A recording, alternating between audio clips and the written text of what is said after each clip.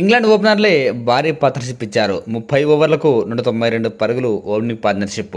అంటే ఒక వికెట్ కోల్పోకున్నా 180 బంతుల్లో 192 పరుగులు చేశారు. ఇక్కడ టీమిండియా బౌలింగ్ ఫెయిల్ అయిందంటే ఖచ్చితంగా చెప్పలేం. వికెట్లు తీయలేకపోవచ్చు, కానీ రన్స్ను మాత్రం పూర్తిగా కంట్రోల్ చేశారని చెప్పొచ్చు. ఎందుకంటే 180 బంతులను ఎదుర్కొని ఒక ఓపెనింగ్ జంట వికెట్ కోల్పోకున్నా 190 పరుగులు చేసింది అంటే బెస్ట్ బౌలింగ్ అనుకోవచ్చు. డకెట్ సెంచరీ చేశాడు, 141 పరుగులు చేశాడు. అందులో దాదాపు 120 పరుగులు చేసేదాకా కూడా బంతికో పరుగున చొప్పున కూడా చేయలేకపోయాడు. ఇంకా చెప్పాలంటే ఇంగ్లాండ్ ఓపెనర్లు పవర్ ప్లేలో కూడా ఖచ్చితంగా కాన్ఫిడెంట్గా బ్యాటింగ్ చేయలేకపోయారు. అలాగే షాట్స్ కూడా ధైర్యంగా కొట్టలేకపోయారు. ఫస్ట్ ఓవర్ నుంచి 30 ఓవర్ దాకా ఒకే రన్ రేట్ను కొనసాగించారు. చేతిలో 10 వికెట్లు ఉన్నా కనీసం ఒక ఓవర్లో 15 పరుగులు కూడా చేయలేకపోయారు.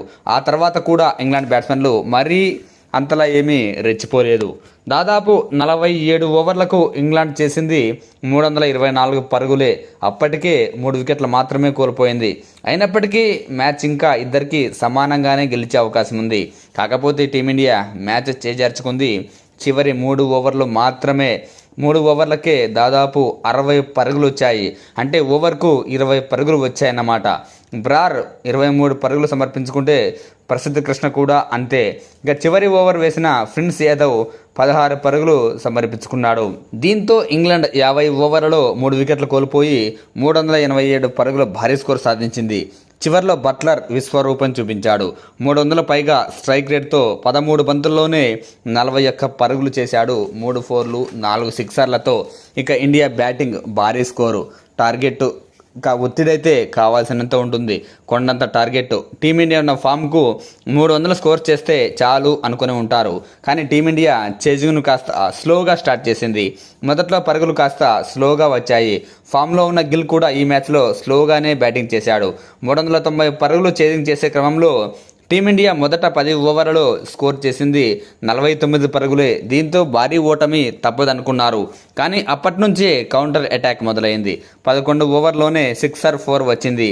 ఆ తర్వాత గిల్, రోహిత్ శర్మ మరో భారీ సిక్సర్లతో రెచ్చిపోయారు. ఇద్దరు కూడా 50 కంప్లీట్ చేసుకున్నారు. మరింత ఫాస్ట్గా ఆడాలి అన్న ఉద్దేశంతో భారీ షాట్కు ట్రై చేసి శుభ్మన్ గిల్ అవుట్ అయ్యాడు.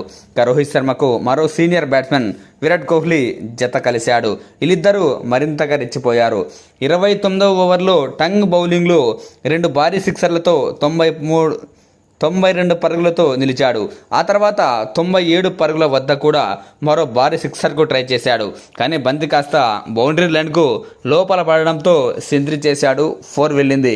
నిజానికి 97 పరుగుల వద్ద భారీ షాట్ అండ్ సిక్సర్ కోసం ట్రై చేయాలంటే ప్రతి ఒక్క బ్యాట్స్మెన్ చేసేది కాదు. దానికి ఎంతో గట్స్ ఉంటే కానీ అలా చేయలేమని వ్యాఖ్యానించాడు ఇంగ్లాండ్ మాజీ captain and star player Kevin Pietersen.